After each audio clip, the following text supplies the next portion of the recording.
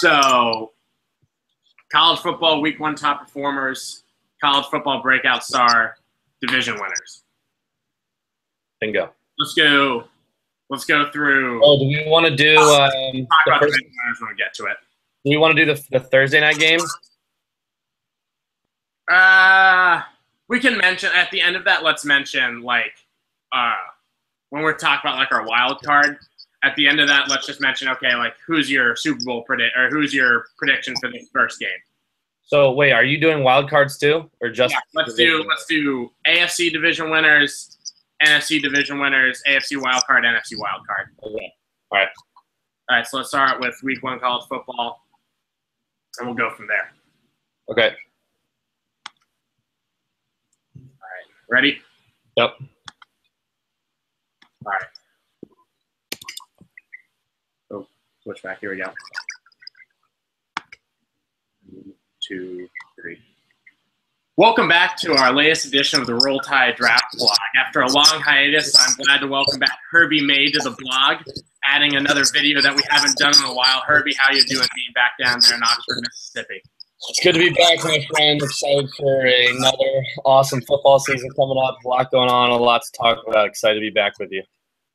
Excited to have you back, man. I'm coming to you from rainy Chicago, so please excuse the thunderous booms coming outside my window right here. That's a little worrisome, but we'll deal with that later. But this past weekend, we opened up college football season with a bang. A lot of big performances, a lot of surprising guys with some upside, and some really close, fun games to watch. I enjoyed my first weekend of college football. How about yourself, Herbie? It was good stuff. My Ole Miss Rebels didn't have much of a challenge with UT Martin, so I actually was not here for the first home game. But there's a lot of good football, man. There was a lot of teams that I expected to show up that did, some teams that I expected to show up that didn't, and not a whole lot of movement in the top 10, but definitely some teams were exposed. But all around, football is back, baby. It's always back. a feeling to have football back. But let's move on to our top performers for week 1. There are a lot of big performances this weekend between Ohio State, Alabama, TCU, Michigan, even Utah. All had some big guys with some big games. But Herbie, who is your week 1 top performer? Gosh, it was a tough choice out of everyone that played well in the Ohio State game. But I'm going to go with Ezekiel Elliott. I just don't think I have a running back higher on my list this year. Him and Nick Chubb, I think, are going to battle it out for the rushing leader of college football this year. But Ezekiel Elliott, 11 carries for 122 yards and a touchdown. I mean, just runs with straight in an 80-yard long run. I mean, the kid's unbelievable. He runs with power, finesse. That Ohio State team has an unbelievable amount of weapons, and Urban Meyer knows how to use all of them perfectly. We were talking about before we started our video that I think Virginia Tech would have had a little prettier of a game if Michael Brewer had stayed in. Either way, I think they still lose. But, I don't think there's a defense in the country that's going to be able to keep up with the Ohio State offense for 4 quarters, especially with this kid Ezekiel Elliott. It's going to be very interesting to see who throughout the season kind of figures out the Ohio State offense. We've seen that offense with Tim Tebow back at Florida when Meyer was there. And a lot of people felt the same way, that no one could keep up with them. But I'm very interested to see through the Big Ten and through the college football playoff how that transpires and how people start to attack Ohio State differently, because obviously Virginia Tech ran out of answers pretty quickly by the time we got a couple minutes into the third quarter. But I'm going to stay at the Ohio State game, and I'm going to go with Braxton Miller. I've been a big or I guess not a big contributor, but my idea of Braxton Miller for a long time is that he is a much better athlete than he was a quarterback. And I think we saw that last night. The 2 long touchdown the long touchdown catch he had and the long touchdown run just showed off his pure athleticism, his straight line speed, his ability to make moves all throughout the field with the ball in his hands. The guy's just a playmaker. And honestly, Ohio State is better off starting Cardale Jones or even JT Barrett somewhere in the season than they ever were going to be starting Braxton. That being said, Miller might be their best offensive weapon overall simply because of his game-breaking ability. And I think Ohio State is going to benefit from having him just be able to get the ball in his hands, not worry about him having to make constant reads throughout the game, something he was never very good at. It's pretty unbelievable, the fact that, he definitely at some point in his career made a push to be a Heisman winning quarterback. mean, there's no doubt about that. I mean, all he does is make plays, and now all you have to do is take away a major responsibility in his life and just honestly give him the football and let him make plays, which is obviously what he's put on this earth to do. Last night was unbelievable. I mean, the spin move was, I mean, how many weeks will that be? How many weeks would that be number one, on the Sports Center? I mean, it was unbelievable. The kid is so fast, so shifty. I thought it was cool, honestly, just to see it. Like, I'm all into the swagger. I thought his swag looked different, with dressed up, not as a quarterback and just as a general playmaker. It was fun to see, and I'm really excited for. Got Michigan State deep down. Obviously, you have Michigan deep down in your core, and but there's nothing but respect for Urban Meyer and what he's done with that offense, because they're gonna be tough to beat this year with all those weapons. The team's gonna grow. The offensive line doesn't look great, but we'll get into Ohio State at the deeper level later. Back to Braxton Miller.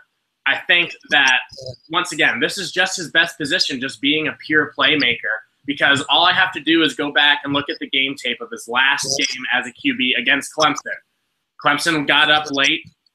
Braxton Miller had a couple opportunities to win the game late, and he just struggled to make good decisions. And honestly, that whole game, outside of some good runs and some very nice catches by his Ohio State receivers and the playmakers around him and that season, he didn't play that well. He's not an accurate quarterback.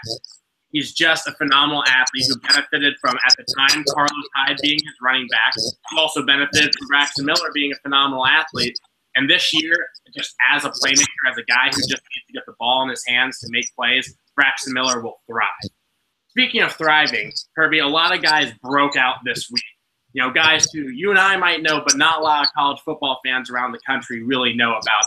Who was your breakout star this week, and who will continue to break out, as some would say, throughout the season?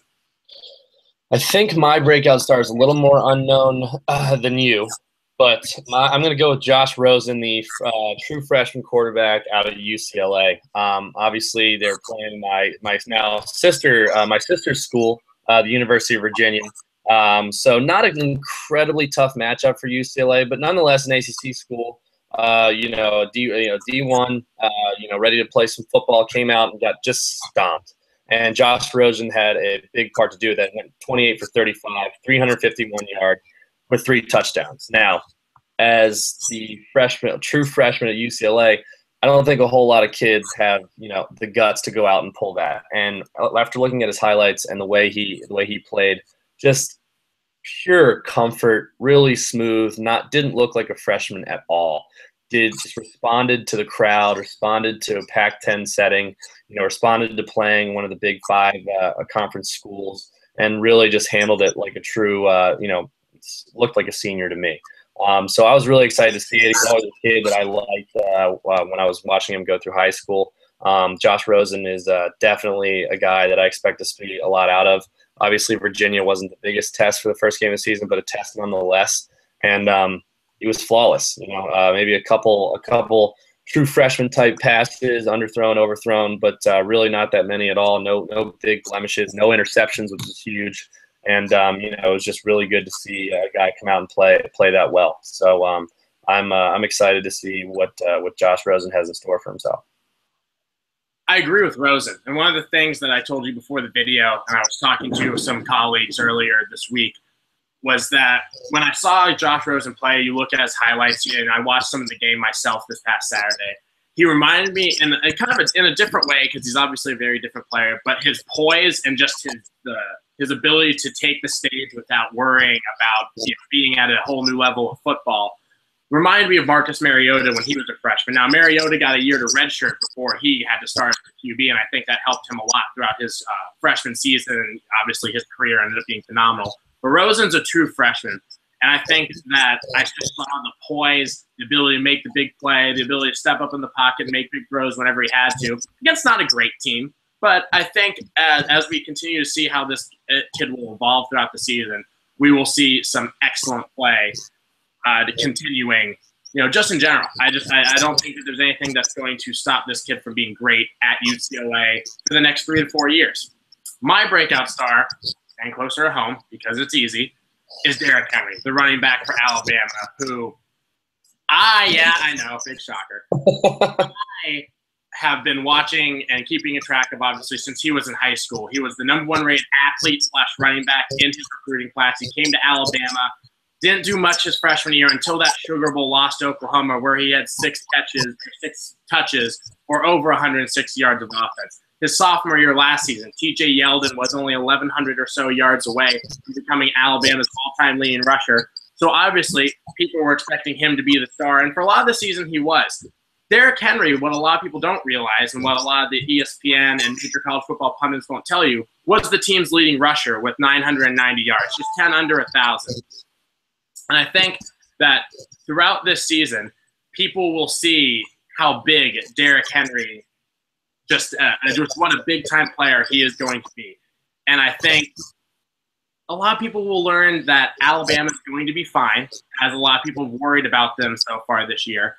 But Derrick Henry will lead Alabama back to the college football playoff. And you just saw this weekend against Wisconsin. 13 carries for 147 yards and 3 touchdowns. He absolutely manhandled what was supposed to be a pretty good Wisconsin defense. But he's just too big, too strong, and too fast.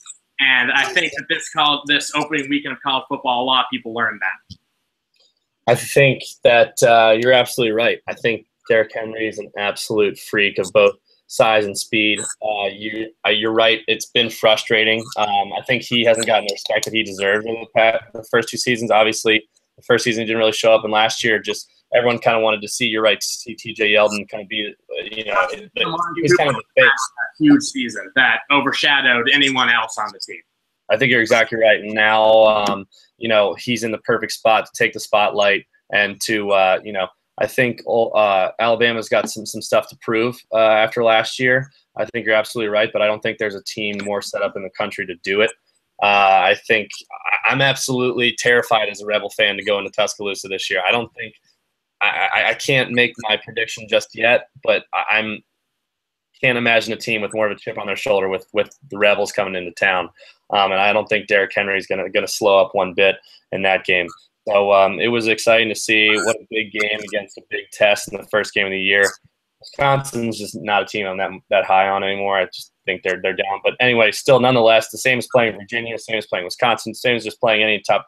It's a good test at the start of the season, and it didn't slow Derrick Henry down one bit. So it was cool to see.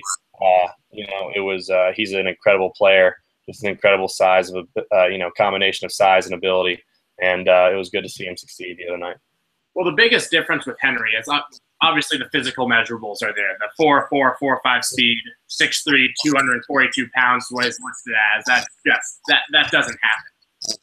And one of the reasons I think that he's going to have so much continued success is these past couple seasons, you've seen him more as just a one cut and go or straight line back. He really struggled using his size to his advantage. You saw something different in the Wisconsin game. He's been able to use his size to run downhill, make his own holes, and force his way through, very small holes that the offensive line created. Because Wisconsin, for a while, did a very good job of stopping him and slowing down the Alabama offense. But at some point or another, just, they're continuing to feed Henry, and with what looks like a very impressive line for Alabama, Henry was able to break through for a couple of those, or more than just one of those 2 long touchdown runs you saw. He had some other big gains in between. And I think that Henry is primed for a big year and will be a breakout star for college football and probably put his name in that, not just the national rushing lead race, but as your top running back come this next year's draft with Elliott and with Nick Chubb, even though Chubb's just a sophomore, they'll all be up for the Doak Walker Award. I think it's going to be a big season for all 3 of them. Henry is just the guy I think has the ability to have the biggest season along with Chubb, because I think that Henry is going to be leaned on so much more than Elliott will be, as good as Elliott is and will be for the Buckeyes this year. I agree. Yeah. Well, thank you for watching our first post of the college football season, and keep watching for more of our posts here on the Roll Tide Draft Blog. With Herbie May, I'm Baker Lehman. Sweet. Nice.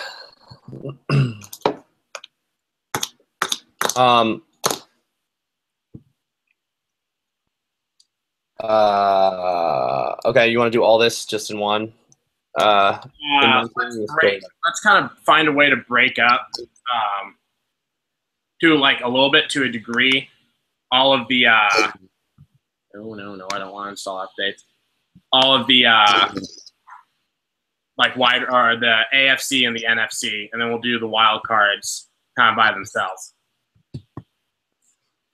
You want to do AFC, NFC, and then take a break and do wild cards? Yeah, let's do that. Okay.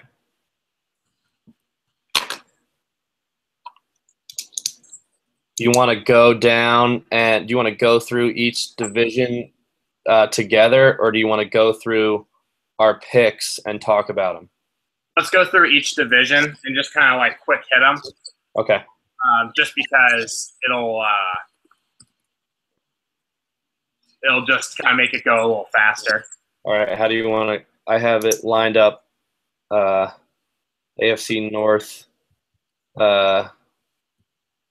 East, South, and West. That's fine.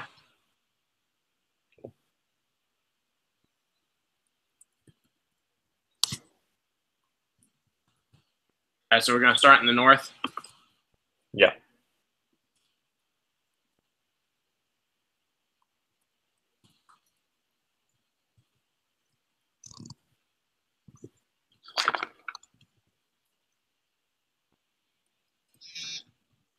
Jake Long going to visit the Falcons. You get cut. I guess. I bet you got cut.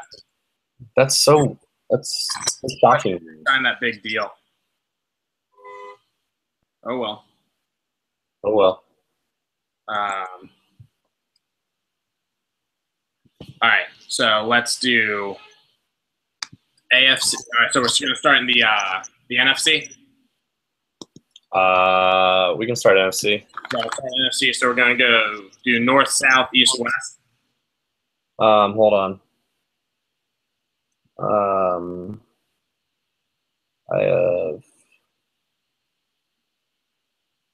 North, South, East, West. Yeah. All right. Let's do this. Ready? 1, 2, 3. I'm Baker Lehman here with Herbie May on another edition of the Roll Tide Draft Blog. And NFL season is finally upon us with the Patriots and the Steelers facing off this Thursday to open the season. Herbie and I are going to give you our division winners that will eventually make the playoffs at the end of this year. For a little early season preview, we'll revisit these throughout the year. But Herbie, we had college football, but how excited are you for the NFL to start back up this weekend? You know I'm excited. You know I'm jacked up. It's finally time.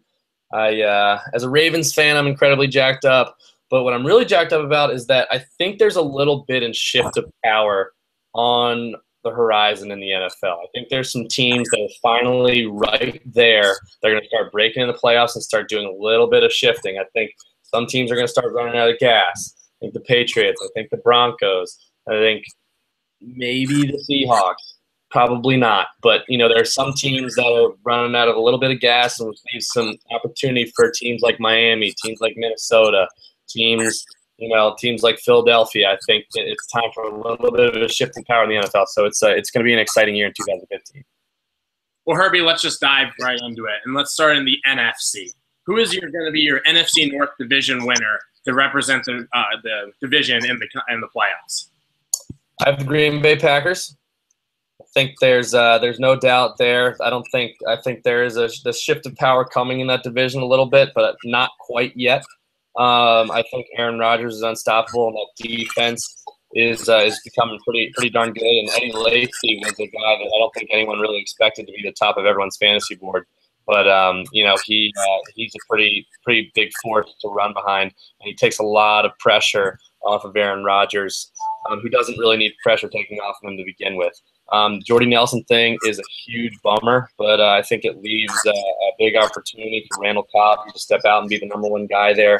Devontae Adams to have a great season, and also one of my sleeper picks earlier in our blog, Ty Montgomery. It gives him an opportunity to show off stuff that he learned in Stanford. So I'm going to go with the Green Bay Packers.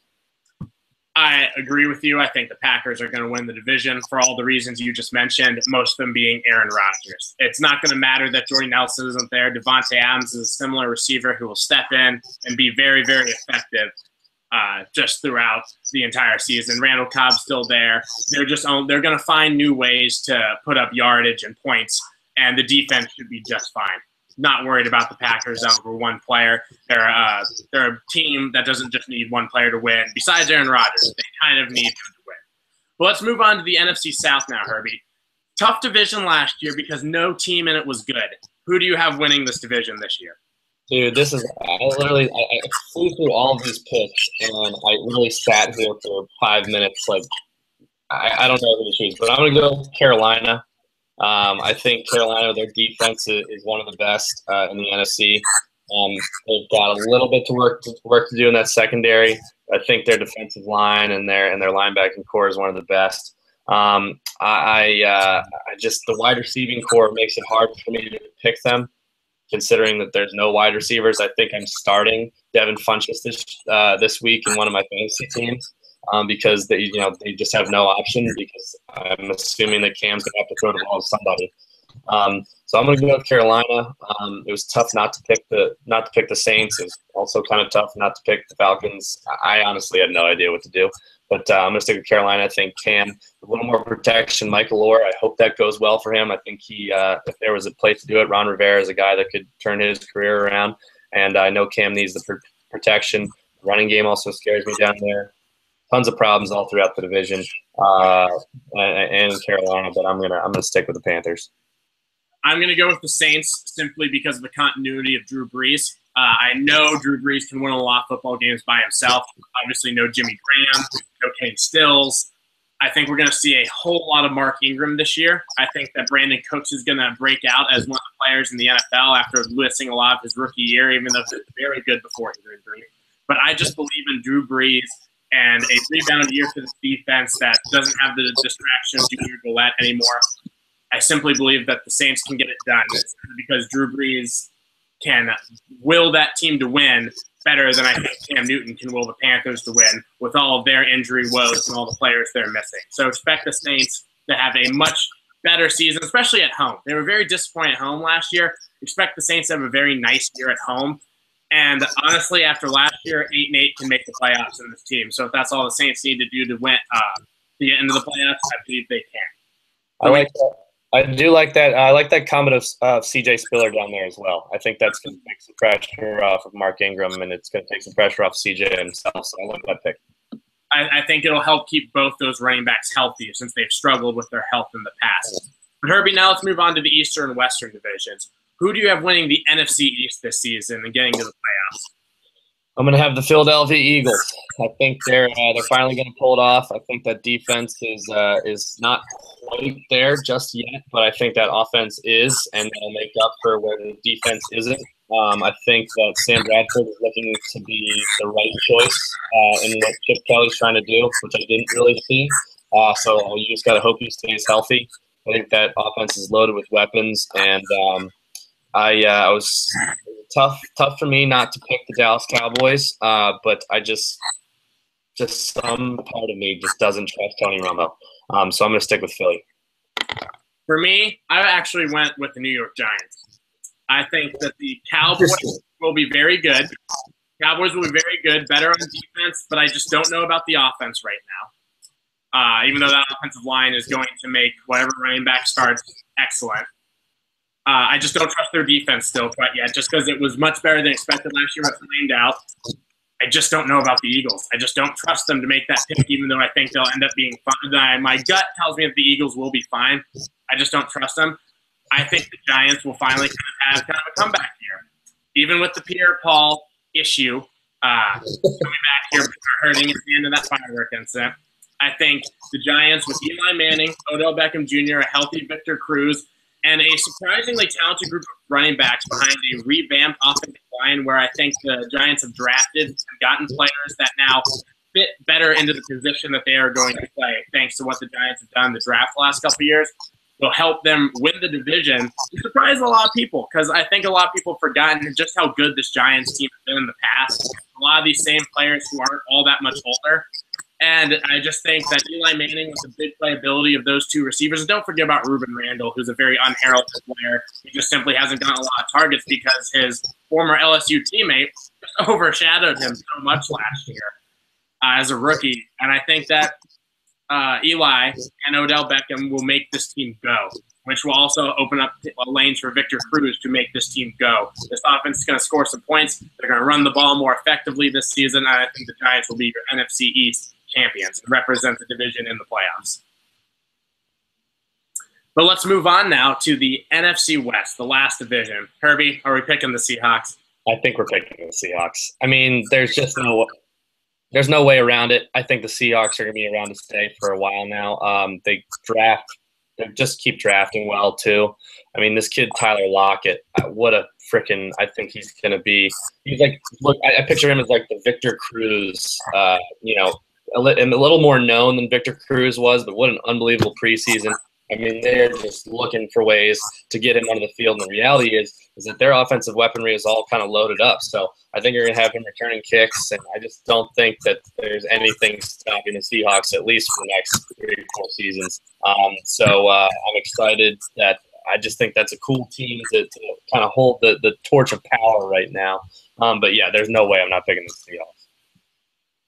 Yeah, defense is still there. You know, the Cam Chancellor thing will figure itself out. They added Jimmy Graham to that receiving core of guys who aren't that good but still have been to the past 2 Super Bowls. Jimmy Graham's going to make them all better. Marshawn Lynch is still there, and it's just no reason not to pick them. The defensive front will be fine, Michael Bennett or no Michael Bennett, who I believe is in training camp right now anyway. The Seahawks are going to win the division. The 49ers are going to be down. The Cardinals still are missing a couple pieces, and the Rams just aren't there yet, even with Nick Foles. Seahawks probably easily, I would think. Yeah, I think that's a no-brainer. Thank you for watching our NFC picks for the division winners for this coming NFL season, and stay tuned for our AFC picks coming very soon to you here on the Roll Tide Draft Blog. All right. AFC picks, same thing. North, South, East, West. Yeah. All right. 1, 2, 3. I'm Baker Lehman here with Herbie May. We've been talking about our NFC division winners for this coming NFL season, but Herbie, let's break into the AFC. Same divisions, a lot of different teams. I'm excited to see who's going to come out on top. But who do you think will end up winning this team, or winning these divisions?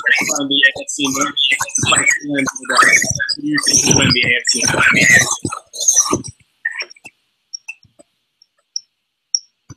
You see what I'm looking at? There's no way around it. Not as just because I'm a fan from Baltimore, but I think they're the best team in the AFC North this year. I think it's going to be the toughest division in football yet again. But I think the Ravens were plagued by injury last year and still almost beat the Patriots in the playoffs. The Ravens find a way to win, and with a fully healthy team and with the way our defensive line is looking, I just don't think there's any stopping anything but injury. Nothing stopping the Baltimore Ravens this year. I can't say anything. But simply the reason I don't pick who I believe have the best record in the because of the Bengals. Not this is a franchise player. The Bengals have a lot of big games, especially in prime time, national television. They have a lot this year. They're the third toughest schedule in the NFL. I simply believe that the Bengals are going to struggle a little bit more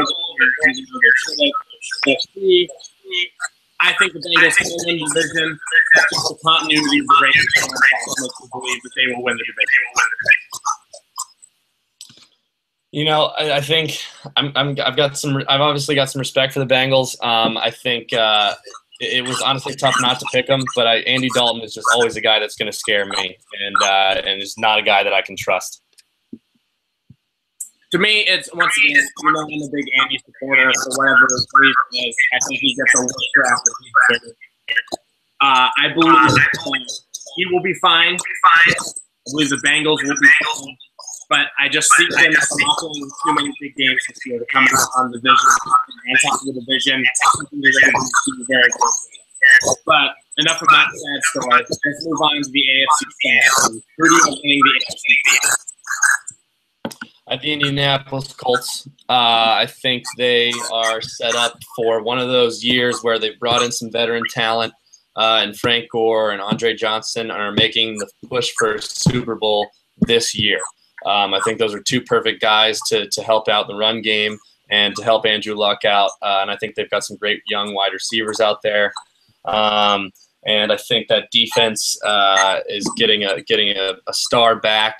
They want to see some more of Bjorn Werner, but a defense that doesn't have too many gaping problems, more just a general consistency issue.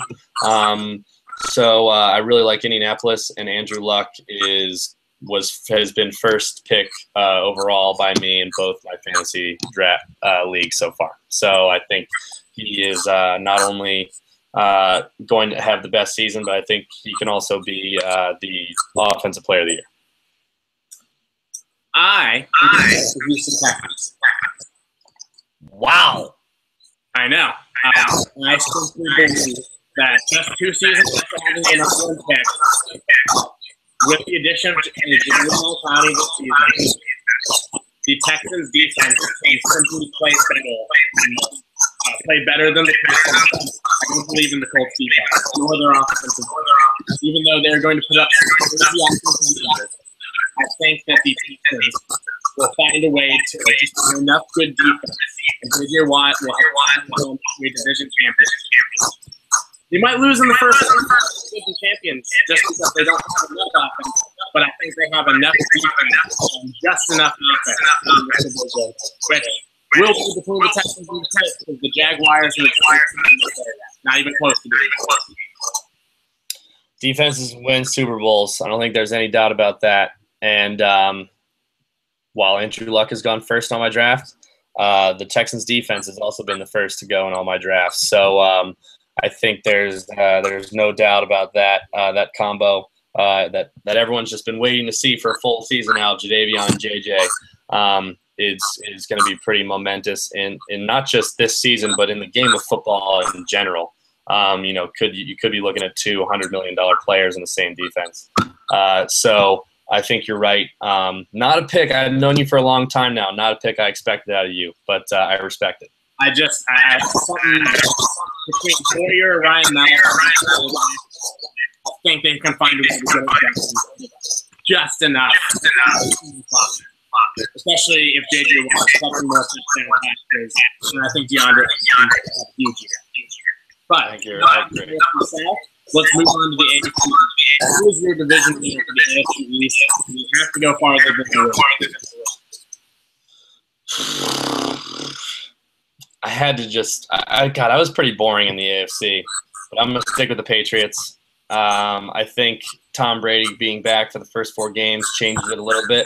A big part of me wanted to pick the Bills just because, but I think that that quarterback situation, while I do like going with Tyrod Taylor, I just don't think it's going to get him to win the division. Now, we might be talking about him in the wild card later, but I'm going to stick with the Patriots for now. I think with LeGarrette Blount there, I think he's going to be a huge sleeper this year, especially with the help of Jonas Gray. I think that that receiving core is just not great, but with Tom Brady, any receiver can be great. And that defense is that defensive front, those linebackers are some of the best. So I'm going to stick with the Pats. No reason not to take the Pats. Super Bowl champion, Rob Gronkowski, Tom Brady can play the whole season. They lose Darrell Revis. Patriots. Easy. Rest of the division. Closer to normal, but isn't there yet. Finally, let's move on to the AFC West. Who do you have winning this division? Is it the Broncos? I think the Broncos are going to hang in there for one more year. I think they're still the best team in that division. I think we could definitely be expecting Peyton Manning to start having down years coming up. But I think the help of C.J. Anderson, his receiving core, the defense that they're building around him, Shane Ray, the 26th pick was just beyond me. And I think that defense is just going to get better. And Peyton Manning, I don't think – I shouldn't say it down here, but I just don't think we'll start seeing the same Peyton that we've always seen, maybe an older Peyton. But I think that the way that that team is being built around him, and especially bringing Gary Kubiak out there, makes C.J. Anderson a better running back after already being a pretty spectacular running back last year. So I think Gary Kubiak is walking into the perfect job to keep the Broncos division champs. I'm sorry. West will win the West. Peyton Manning, the world's most expensive manager. Anderson will have a running back in rushing year. The thing that for me is not only is that Broncos defense going to be interestingly good, but the idea of all Peyton Manning's eligible talent, just as game manager with all the weapons around him, why wouldn't they win? Why not? Plus rusher, or a group of 1,200 plus yard rushers with Peyton Manning, Broncos a division championship, and I think with the help of Peyton Manning and the defensive line, this could be their last shot. The Broncos are going to play that. I agree with you. All right, we have chosen all for the Roll Tide draft box. Here's one AFC wildcard. Watching for our AFC and NFC wildcard shows coming up here on the Roll Tide. Something is fucking. Is your volume messed up? Volume's not messed up. I don't know what's going on with, Is that your mic or mine? I think it's yours. I can hear mine. I can't hear yours. 1 second. I'm going to turn off my camera and turn it back on. Okay.